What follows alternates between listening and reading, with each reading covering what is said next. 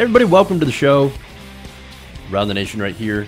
Jeff Waldorf with you on this Friday afternoon. Hope everybody's having a great day. Got some fun stories for you guys today, or some good stories for you guys today. Great show coming up, so stay tuned. We have some a fun story to start out with. We have Ocasio-Cortez, Alexandria Ocasio-Cortez, I should say. How is she adjusting to life on Capitol Hill? And especially to a man that has been pretty much named like the butt snapper. I kid you not. Alexandria Ocasio-Cortez versus the butt snapper. That's a fun story. We'll start out with something a little light. Then, of course, we've got the big news about Jim Acosta. We'll talk about that. We also have Lou Dobbs on the immigrants, on immigration, where Trump gets some of his ideas. We also have a Republican admitting that voter suppression, maybe they should do more of it. It's a great idea. We also have an investigation into HUD. So we're going to talk about Ben Carson for a bit and what he's doing at HUD. And the conditions that people are basically having to deal with while receiving HUD housing. So it is really interesting. So that we're going to have a good day. Next week, by the way, is going to be a little strange. So next week, of course, is, I believe, Thanksgiving week. So we'll not have shows both Thursday and Friday, and also we will not have a live show on Monday. So it's going to be a really strange week next week. So I just thought I'd give you guys a heads up on that. Nonetheless, that's our schedule, and we move forward with the show. Let's start out with the first story. Let's see how AOC is doing in her first few days in Congress.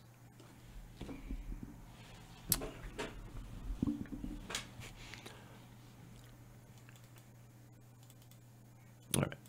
Hold.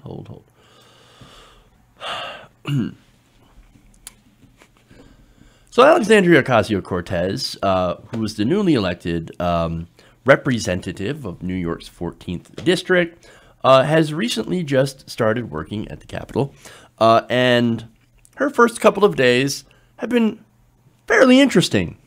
Now, for one, she says, look, people aren't used to seeing young women of color who are actually congressmen, so I keep getting referred to spouse and intern events. Now, of course, she's like, that is slightly annoying, but hey, okay, I get it. Yes, maybe we should change our perceptions about what a congressman actually looks like. Because basically what she's pointing out is that being in Congress, especially the House of Representatives, is more of a rich man's game, right? Mostly a rich white man's game. Now, she was out there saying, hey, look, I don't even get my congressional salary. How am I supposed to afford to live there? So those are real things that real people, when they actually do transition into those levels of power, face. Because it's not set up for regular working people, right? But, of course, she's not the only one that has faced this. You also have other members of Congress. For example, Grace Meng, who was elected in 2013, wrote on Twitter, I still get stopped in the halls and confused for a spouse or an intern. This is what happens when you're a young woman of color in Congress. But it shouldn't. Well, she's absolutely right. And that's not just young women of color, of course. You also have a Representative Carlos Curbelo. Now, he says, after 4 years here, I still get stopped sometimes. Happens a lot when you're of the younger members. Happens a lot to a lot of the younger members. It's no big deal. You'll get over it. Okay. So, again, we have an issue of we have a view in our head of what makes up a congressman. And normally it's an older white dude. So now I'm actually really glad that so many women, and especially women of color, have ran and have won their elections to the House of Representatives so that we can see more diversity in Congress and sort of shake up the idea of what we normally think of as your representative. For example, again, AOC, Rashida Tlaib, many others are coming into Congress. And so, look, what you have here, by the way, is a lot of new people coming in that were unexpected. A lot of younger progressive people, thanks to this blue wave election. So, and that's wonderful. And now we're getting that adjustment period. And it's kind of funny because if you look at the incoming members of the Democratic House, you'll see all these different people, different types of people, people of color, women of color, especially coming in. When you look on the Republican side, it's mainly still white and mainly still male. Kind of hilarious. But anyway, now, here's where it gets fun, right? And slightly creepy.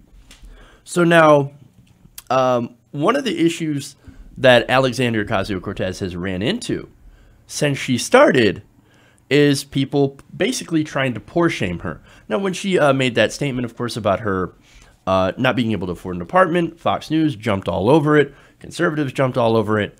And that led to, of course, this. Now, on Thursday, the attire of Ocasio-Cortez, one of the most recognizable newly elected House members, according to the Huffington Post, became the focus of certain, I guess, antics. Now, this is Eddie Scarry, who's a reporter for the Washington Examiner. He posted a photo of Ocasio-Cortez, her backside as she's walking down the hall, saying that, oh, look, you seem to be wearing a very nice outfit. It doesn't look like somebody who's struggling. In fact, he said, this is the exact quote, "Hill staffer sent me this pic of Ocasio-Cortez they took just now. I'll tell you something, that jacket and coat don't look like a girl who struggles." Now, so that's just part of it. Okay. Another reason, like I said, Congress, the view of people in Congress who get into Congress is basically you have to be rich in order to get here. And if you're not rich, what are you doing here? Now, Scarry's tweet, of course, was immediately criticized, causing many, even Dictionary.com, to chime in. I love this because when you get owned by Dictionary.com, do you know you're doing something wrong? They tweeted, "Girl, noun, a female child from birth to full growth. Ocasio-Cortez, Alexandria Ocasio-Cortez is not a girl." Not only that, you had Dictionary.com. You even had Geraldo. I know, right? Geraldo said, don't like how some bitter, obsessed Republican fashion policemen are stalking Ocasio-Cortez. It's creepy. Lay off or I'll start calling you out by name. The embattled GOP needs you like a toothache. Geraldo. Wow. Now, she, of course, responded on Twitter herself. She said, if I walked into Congress wearing a sack, they would laugh and take pictures of my backside. If I walk in with my best sale rack clothes, they laugh and take a picture of my backside. Dark hates light. That's why you tune it out. Shine bright and keep it pushing. I love that. Because she's saying, look, no matter what I do, they're going to come after me. They're going to try to poor shame me. They're going to try to do all that stuff and attack me in any fashion because they don't like what I represent. The fact that I'm actually trying to shine a light on what you're actually doing. So I love it. Now, Scarry, of course, after facing some of this criticism, especially getting burned by Dictionary.com, which is awesome, said, oh, no, what do you mean? No, I didn't mean it that way. He said, attention, I posted this tweet earlier suggesting the incoming congresswoman looked well put together. Elegant, even. Despite suggestions, she struggled. This tweet was taken as something else, so I've deleted it. Now, look, you take it at face value, it just seems like somebody who tried to make a compliment. That is until, of course, you look into the history of Mr. Scarry. Turns out he's a bit of a creep, and he has been known for doing this. Now, according to The Observer, Scarry has a history of taking unwanted photos of women, most notably at parties that took place on the weekend of the White House Correspondents' Dinner. This was back in 2012.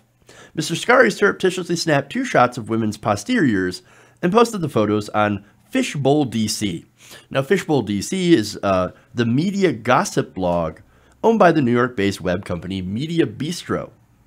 So he's like, I guess his job was taking pictures of women's butts at parties. What a job, right? You know, here's what he said about those women in those pictures. He said the pink one is particularly bulbous. Mr. Scarry wrote of one of the women who's behind he secretly captured on camera. He said, but the lumpy gray one takes the cake and eats it too. I'm just saying it. That's what this guy is writing. That's what this guy apparently, that's what his job is. Taking pictures of women's butts who obviously don't want their butts to be taken picture of, right? So, bit of a pervy guy, right? Now, in August of 2012, he lorded outside the Supreme Court as justices considered the constitutionality of the ACA. There, Mr. Scarry took pictures of what he called weird sightings, which, surprise, surprise, or not really, ended up being pictures of women's big butts. In fact, he wrote, this big butt, one of many that made an already cramped event that much smaller. He wrote of after posting one picture. Another picture, he said, another big butt. And after the last picture of the series, he wrote, and one final series of big butts. Apparently, he likes taking pictures of big butts, and he cannot lie. It is no wonder that he works for the Washington Examiner, because he likes to examine butts. And finally, he seems like a real rear guard in the field of journalism. I'm going to stop. I'm going to stop myself. Okay. But that's the kind of creepiness that we're dealing with. So no, it wasn't a one-off compliment. This is what this guy does. He's known as the butt snapper because he's going around taking pictures of people's butts. And he should not be allowed on Capitol grounds because he's a serious pervert. That is what these young women of color, by the way, have to deal with when they get into Congress. Okay, anyway.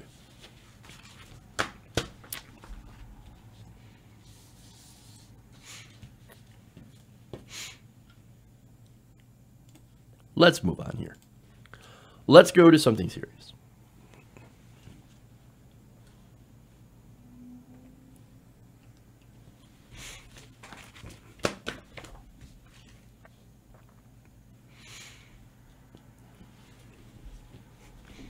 Well, President Trump has one more reason to be angry.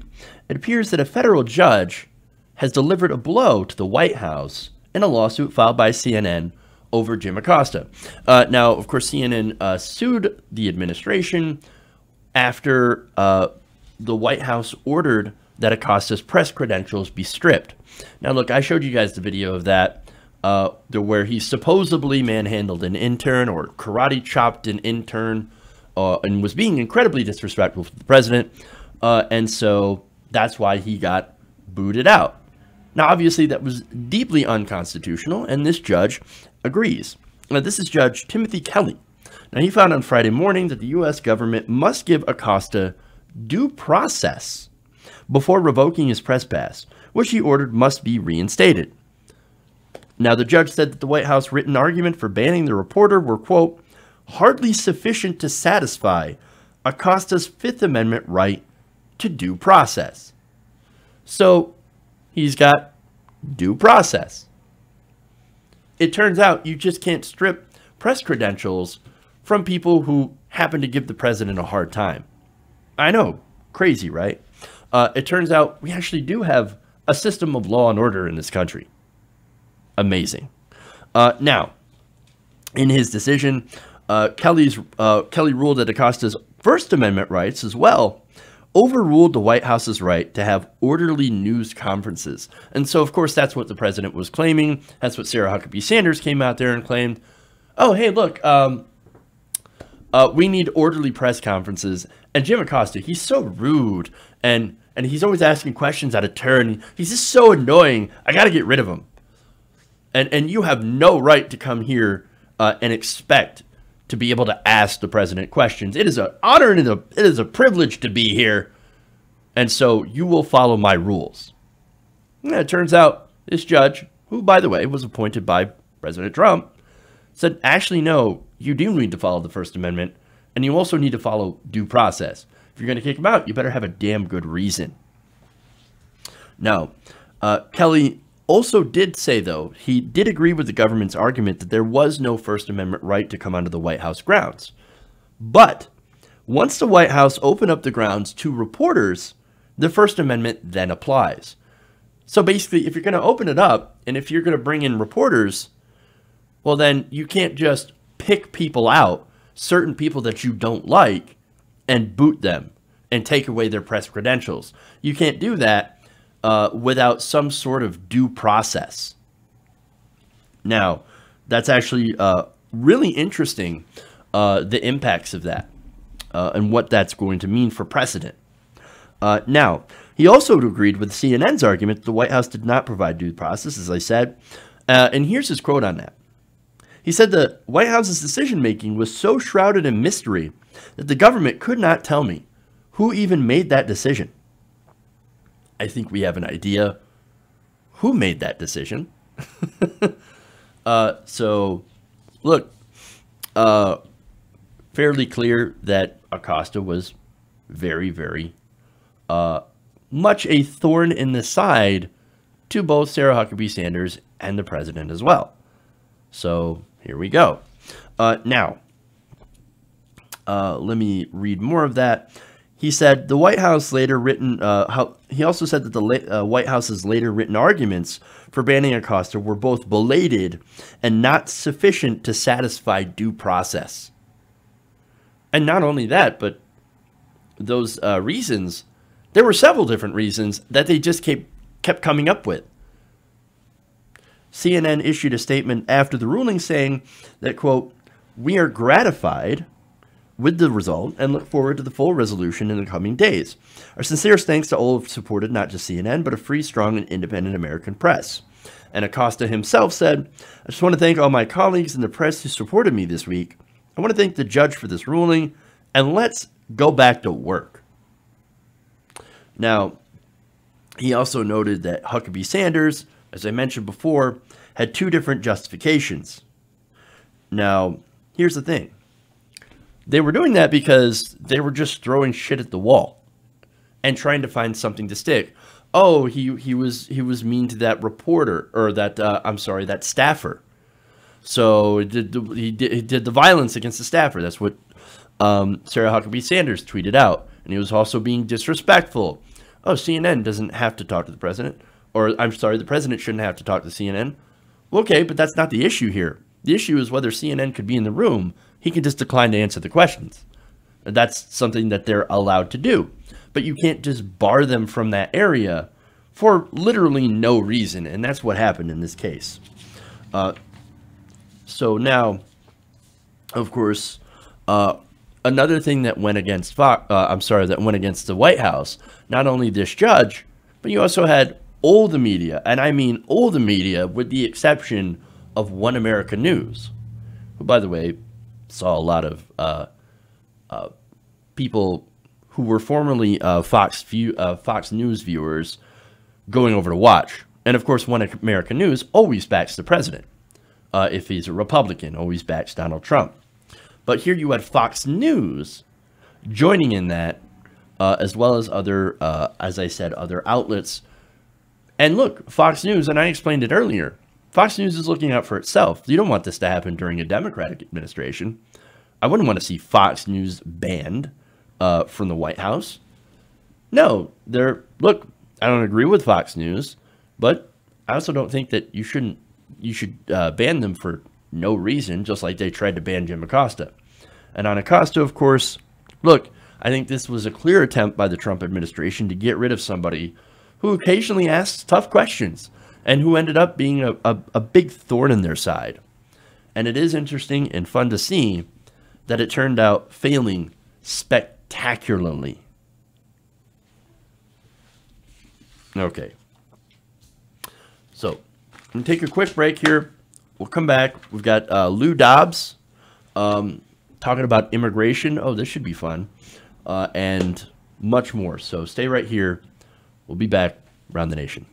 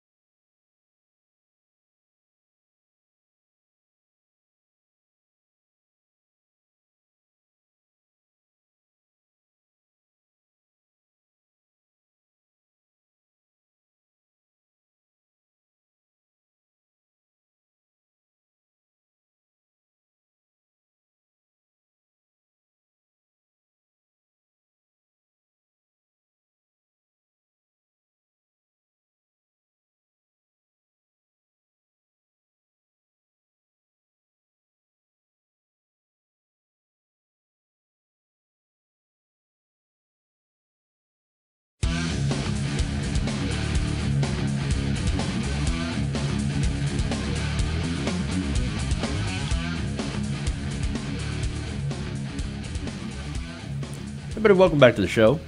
Around the Nation right here, Jeff Waldorf with you. We do have some news about the recount that's happening. Bill Nelson is doing a recount, and apparently it has been ordered to be a manual recount. So that means the vote total is really close. So it is possible that Bill Nelson might actually beat Rick Scott. A little bit of an update on that as well. Gillum, unfortunately, did not have enough votes to be able to beat Ron DeSantis. So DeSantis, hey, the voters have spoken. He is now the governor of Florida. So there you go. That's some update on election stuff. But a lot of other races, they have been called for Democrats as well in the House. So they're taking an even bigger lead than originally stated. So it is interesting. I mean, it is interesting because here you have, especially in California, you had Reagan County, right? Which was Orange County, flipping basically blue. So I never thought that that would happen. But it's happening. And so I think Republicans are a little bit scared. Which leads me to the next story. Okay.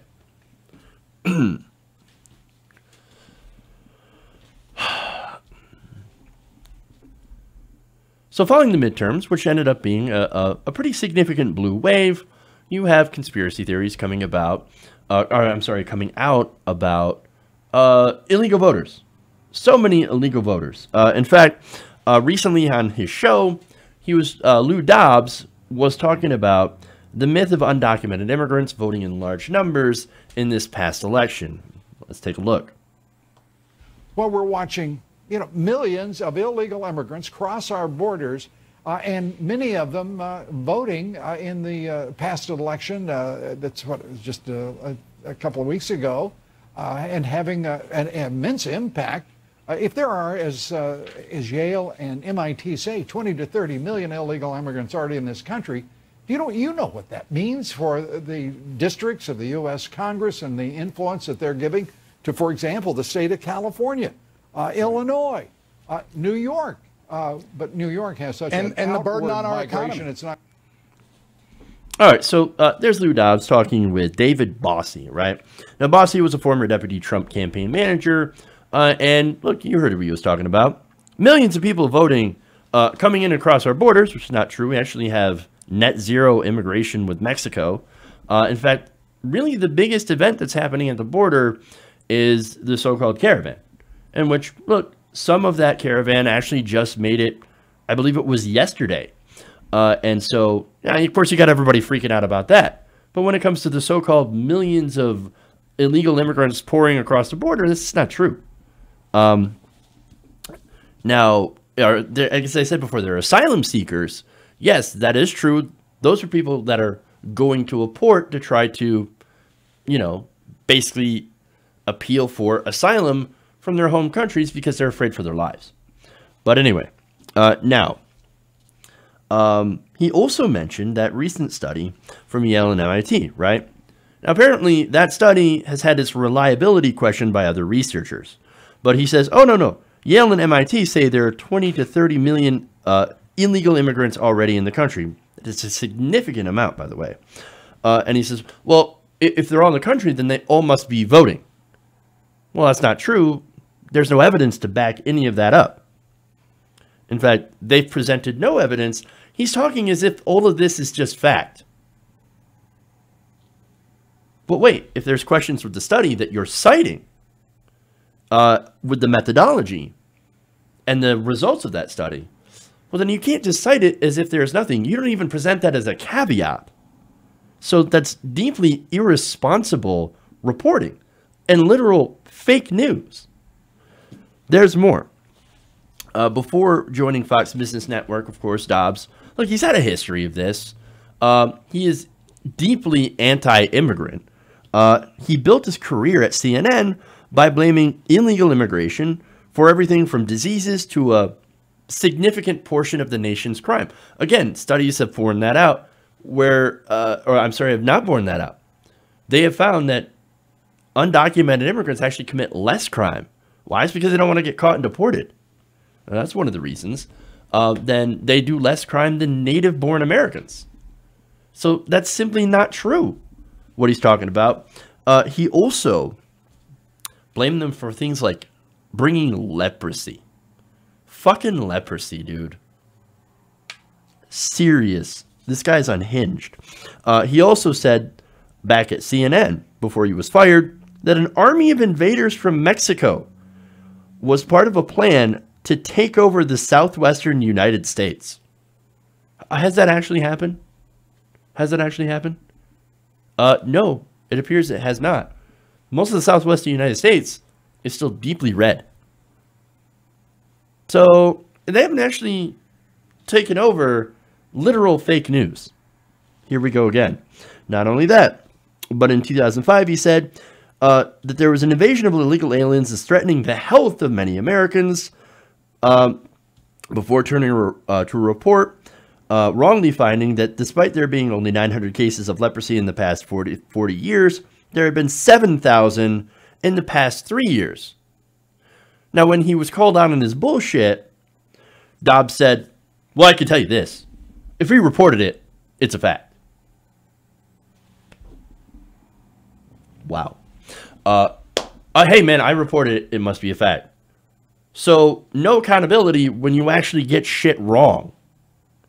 Are you serious? He is serious, though. He's like, no, look, I get everything right, and you should only listen to me. And I just make things up, and I present it to you as fact, and you should swallow it without looking at any sort of the actual information. Forget everything, that the researchers are saying. Forget everything that the experts are saying. Just only listen to me and my deeply racist fear-mongering. It is no wonder that this guy is Donald Trump's biggest fan. Let me tell you what. Here's the thing. So there's people out there obviously defending Lou Dobbs. You know who isn't really defending Lou Dobbs? Fox News. Fox News and Fox Business Network, which, by the way, do they really actually talk about business? All I hear on Fox Business is people talking about how poor people suck and how immigrants are terrible and bringing in diseases, which are actually not. Now, in fact, the network had pulled an October episode of Lou Dobbs Tonight, in which the host guest, Chris Farrell of Judicial Watch, said the migrant caravan was being funded by George Soros, or the Soros-occupied State Department. There was no pushback from Dobbs, and Fox Business soon condemned the rhetoric in a statement. Not even Fox News is defending Lou Dobbs anymore. This guy is absolutely 100% fucking unhinged. And, as I said before, deeply racist. And it's no wonder that idiotic racist people will tune in and watch this guy. Like, oh yeah, God, I hate those immigrants. I hate them so much. Even though they don't do anything to me and they actually kind of help the economy. But no, I'm going to blame them for everything bad in my life. They never take any sort of responsibility to anything wrong with their life. They always have to blame other people. And of course, there's this enormous projection from these absolutely idiotic assholes who think, oh no, it's the immigrants, those are causing all the problems. When in reality, it's your own votes causing the problems. When they continuously vote against their own economic interests for giant corporations. It's bullshit. But anyway, there's more. Now, I mentioned the link between Dobbs and Trump, right? Now, Trump has been caught lying about immigration as well. Surprise, surprise. Back in 2016, for example, he cited that there were 3 to 5 million illegal votes that were cast that cost him the popular vote. Is that true? No, that's not true at all. That's 100% false. There's no factual basis to claim that. And look, if you want to talk about voter fraud, right? That's also baseless. Their own study, their own commission found so few cases of voter fraud over the last, 60 years, that it amounted to about .0000025% or 275%. It's just an infinitesimally small amount of actual in-person voter fraud.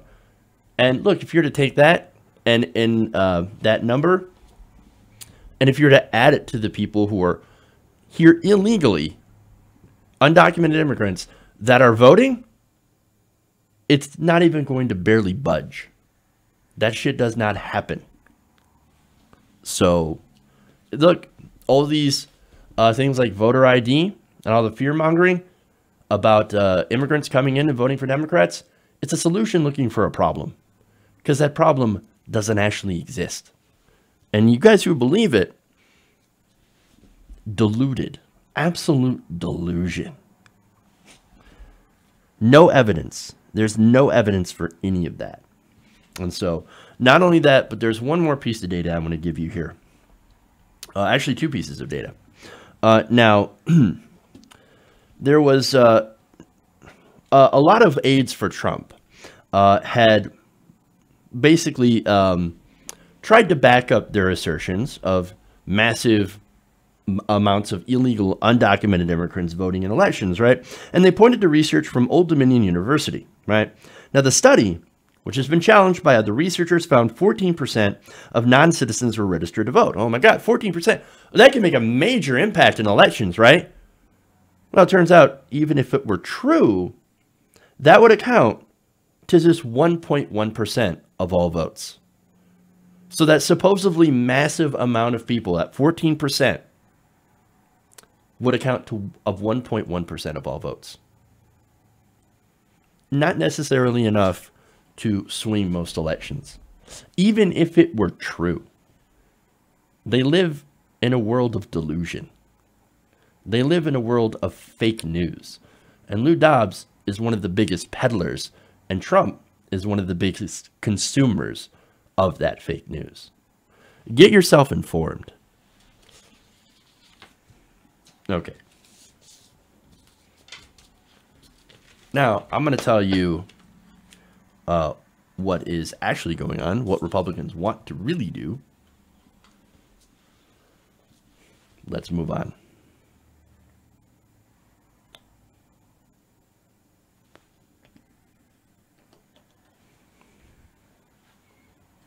All right.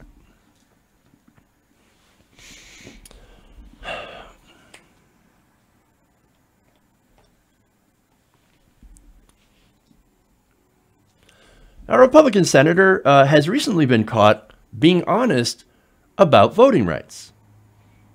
Or basically honest about her stance about not wanting certain people to have the right to vote.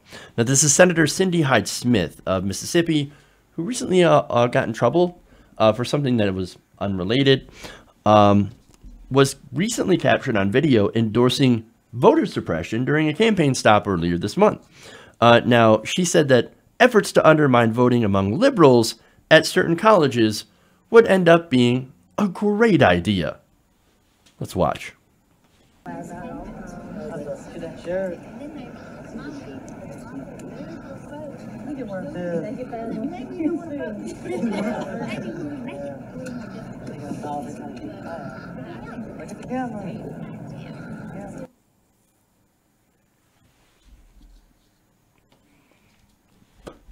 Can't beat him, cheat him.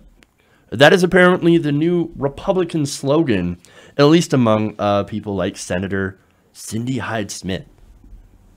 Hey, man, we just want to make it a little bit more difficult to for liberals to vote, and I think that's a great idea. It's a fantastic idea. No, who thinks less voting is a great idea? Oh, right, this woman. No, she thinks, well, the less people that vote, the more chance we have of winning. In fact, that goes back to the godfather of the modern conservative movement, Paul Weyrich. Weyrich said, hey, you know, we got this problem. We got the goo-goo syndrome, right? Good government. We don't want good government. We want bad government. We want government that serves corporations and the wealthy. And you know how we get that? We make it so that less people are able to vote. So what we're going to do is that we're going to disenfranchise you. We're going to put in extra steps to make it more difficult for certain people to vote. And then the solution is we win. We win. And of course, you know what that means? When they admit this, it means actually we're winning. Because think about it this way. For those of you who think, hey, dude, my vote doesn't matter. Well, apparently it does enough for them to try to steal it from you. And as we saw during this midterm election, even with the districts gerrymandered to hell, right? When it comes to the House races, you need so many million more votes in order to beat Republicans in certain districts because they've been drawn in certain ways. And I'm not saying that Democrats also don't benefit from gerrymandering. They absolutely do. But when it comes down to it, voter suppression is mostly performed by Republicans. And so, look, here she is. She's admitting it. Now, of course, later on, she comes and says, oh, no, see that tape that I just showed you? That was edited. That was deceptively edited. This is funny because on an unrelated matter, there was another tape that was edited by, I believe it wasn't Jacob Wall. That's a completely different issue as well. But there was edited tape of Jim Acosta apparently karate chopping or whatever an aide to the president. That was not true. That was edited video. So you want to talk about people editing videos to make other people look bad? Well, I think the right has sort of a monopoly on this. But anyway, she then said, well, I mean, it wasn't just edited. It was a joke. It was a joke. She tweeted from her Twitter account. It's okay to still have a sense of humor in America, isn't it? These students enjoyed a laugh with Cindy despite out-of-state social media posts trying to mislead Mississippians. Okay, so what was it? Was it a joke? Or was it deceptively edited? Or was it both? A deceptively edited joke. What was it? What was it? Again, in my experience, it's been Republicans that deceptively edit videos. I mean, look, you go back to Project Veritas, right? All that bullshit. The destruction of Acorn, which, by the way, helped register minorities to vote. No wonder they wanted to destroy Acorn. And, of course, President Obama, in his infinite wisdom, basically listened to the smear attacks and said, okay, we're going to defund Acorn. We're going to defund it, okay? Well, those are the same people, by the way. Republicans don't want voting. The people who benefited from Acorn. And finally, HuffPost notes that, quote, it is unclear which other schools Hyde-Smith referred to in the video. But there are several historically black colleges and universities in the state. Now, it's not an accident. Now, maybe it was a joke, but I don't think disenfranchisement of American citizens' votes is a laughing matter, because voter suppression is absolutely real. We had a whole Section 5 of the Voting Rights Act for quite a long time because voter suppression was so rampant back in the 60s, back during civil rights, that the government felt that they had to put in protections for people. Now those protections are gone, and guess what? The same places that tried to block the vote before are blocking it now, and Mississippi is apparently one of those places. So, do you think that's funny? That's not funny at all. Disenfranchising black people, students, etc. Democrats, essentially. Hey, I got an idea. If you want to win, actually win on your merits. Actually win on your policy proposals, instead of trying to cheat other people out of the vote. My guess is they're not going to go in that direction, because they know that thanks to demographic changes and thanks to younger generations generally being more liberal and more tolerant, that their chance is over. Okay.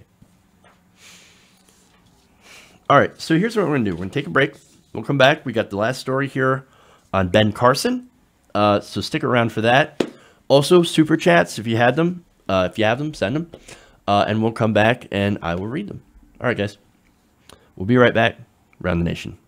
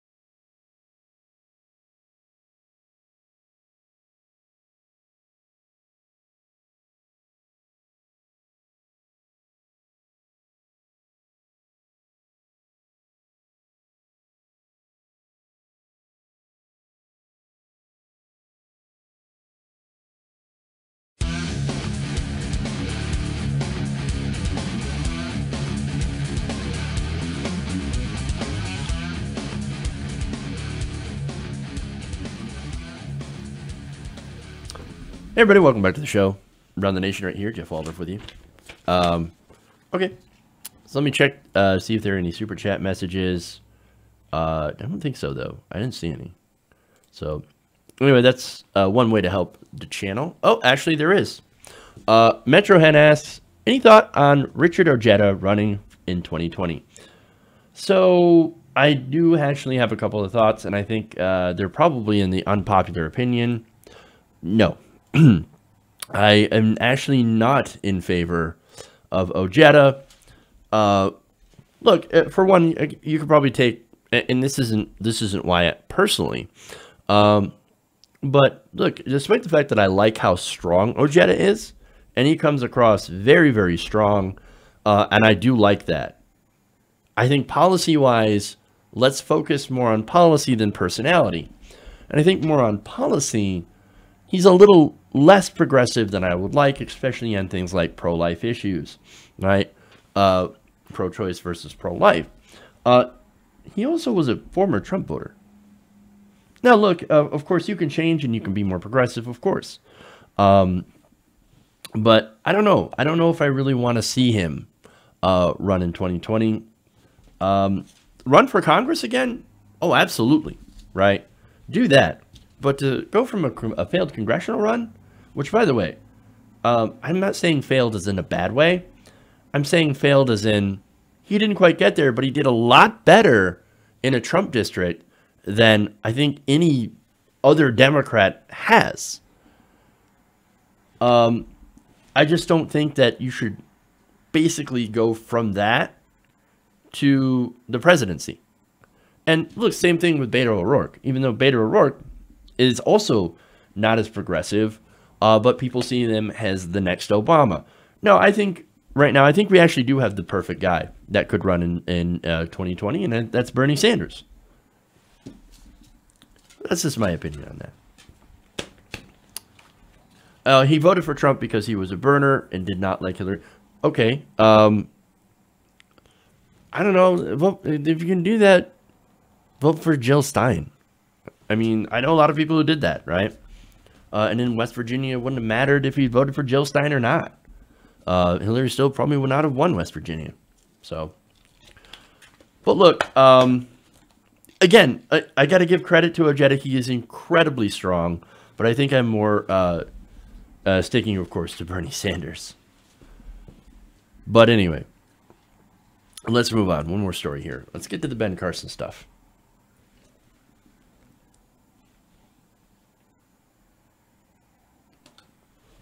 Oh. Here we go.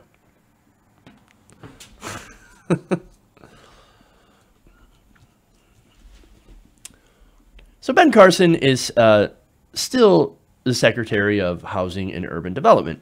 Now, he doesn't make the news very often because mostly he doesn't do anything. He hasn't really done a whole lot, at least that has gotten captured the public eye, right? So he's been very low-key, but as people haven't been paying attention to him, but paying attention more to people like Betsy DeVos, as well as, of course, the constant insanity surrounding Trump, Ben Carson has actually gotten away with basically destroying the Department of Housing and Urban Development. Now, the result of that, of course, is disastrous for the people who are living in HUD housing. Now, there's a new report out and a new investigation that was done by Stephanie Gosk, right, for NBC. Now, she found out through this investigation, and she just looked at an area, for example, in Hartford, Connecticut, right, where many residents, thanks to lax oversight from HUD and not actually fixing problems, that these residents were dealing with mold, rodent, and vermin infestations, ceiling collapses, and more, all while taxpayers were still paying the building owner nearly $1.5 million over the past couple of years. So basically, Carson's department has been giving these, what is essentially slumlords, money, while the places that people are living in are falling apart around them, and people are living in substandard conditions. Now, the report also found that more than 1,000 public housing properties across the country have received failing grades, forcing 40,000 families who depend on Carson's leadership at HUD to live basically in squalor. And so this is the impact of Carson's so-called leadership of the agency. It's not the people on the ground that are at fault here. It's, look, the fish rots from the head down, as that old saying is. Now, I want to give you one clip from that investigation.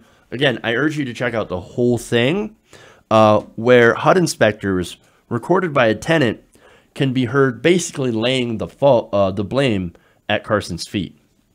Let's take a look. When residents at this Hartford building complained about holes in the ceilings, HUD officials agreed to meet, then vented their own frustrations. The tenants recorded it. The system is broken. You just don't have the staff or There's 432 properties in Connecticut alone. Yeah, Okay. I have 5. Under Housing Secretary Ben Carson, HUD has shed more than 480 staff out of 8,000. All right, so again, that's just a snippet from that report. I'm going to put the link in the description to the YouTube video where you can see the rest of the report. But here you have, mainly people of color, by the way, living in basically what is third world conditions, thanks to Ben Carson. And these guys are like, look, I got so many properties to manage, and I don't have the staff. I got 5 people. We can't do those inspections. The system is broken, and of course, the system is broken because of people like Ben Carson. So, I mean, look, the conditions in this report cited roaches, rats, mold, not to mention places where you don't know if the ceiling is going to collapse on you. Literal holes in the wall, holes in the ceiling. The place is literally falling apart. But here you have Carson basically giving money to the renters and not actually doing anything.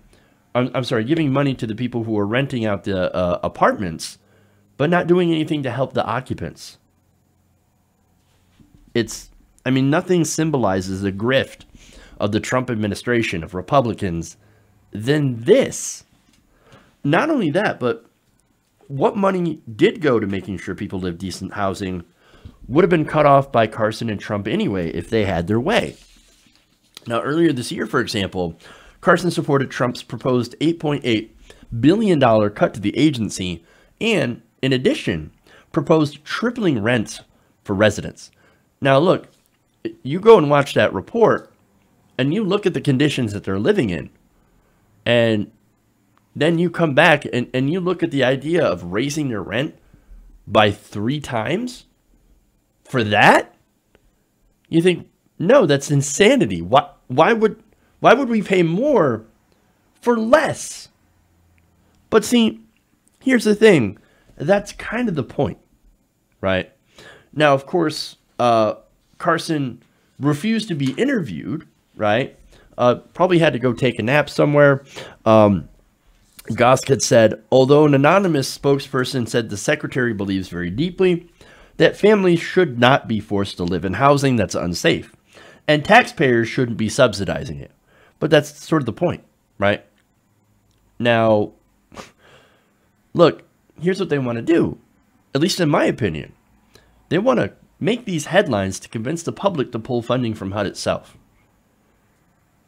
They want people to live in these conditions and for it to get so outrageous that people go, well, there must be another solution because the government is not providing it. Look at the people getting stuck in government housing. We should end this program and leave it to private housing to solve this problem. Give all our money over to private corporations, dissolve HUD, and then let them run Section 8 housing or, HUD housing on our taxpayer money. That's what they're doing.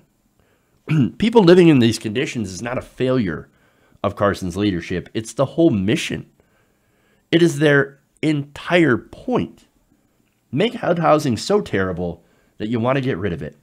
And of course, if that happens and they privatize it, these people will end up either being homeless or having to pay even more for the rents.